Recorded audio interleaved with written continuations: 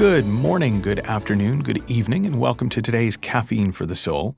And today's episode is about creating the big stuff. And it's actually based around an excerpt from my new book, Creating the Impossible, a 90-day program to get your dreams out of your head and into the world. And you can learn more about the book at michaelneill.org/CTI book.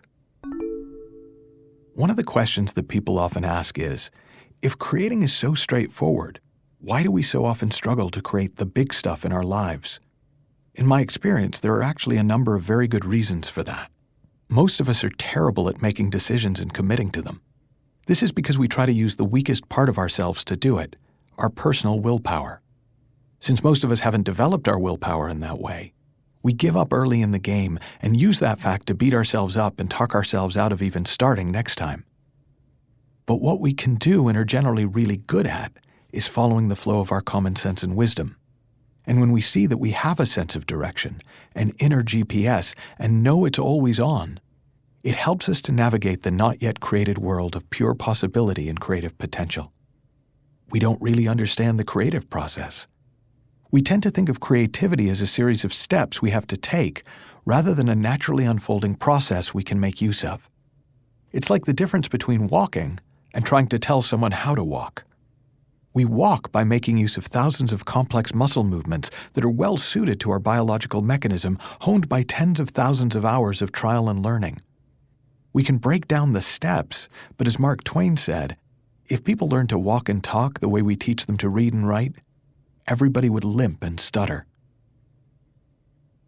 We totally misunderstand the feeling of being stuck. We think it's like being stuck in traffic or in the mud, being caught up in something outside ourselves that's genuinely fixed and immovable. But we're not really stuck in that sense. We're stuck in our head. We can't see a way forward, and that often sets off a ton of habitual thinking about why we're stuck, what our psychological blocks are, and how long it's going to take us to get past them all.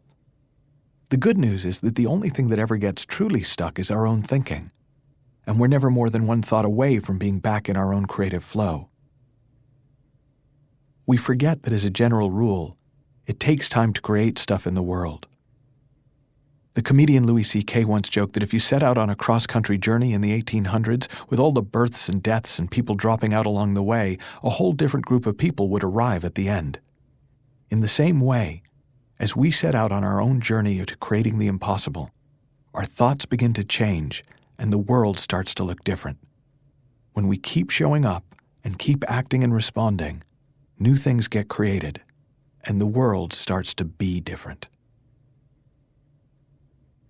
I hope you enjoyed that excerpt, and I hope you can see that the problem's not that big a problem.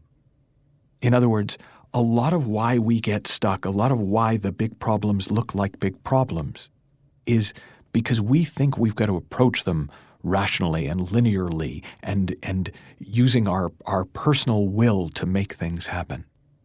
But when we begin to see that there's a deeper creative force within us, there is a deeper part of the mind, and that we can learn to let that creative force, that creative mind, guide us, we find that problems that looked huge and insurmountable start to look more like little molehills that we can take care of in the daily grooming of the planet.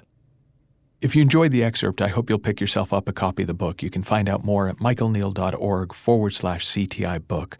Until next time, have fun, learn heaps, and I'll talk with you soon.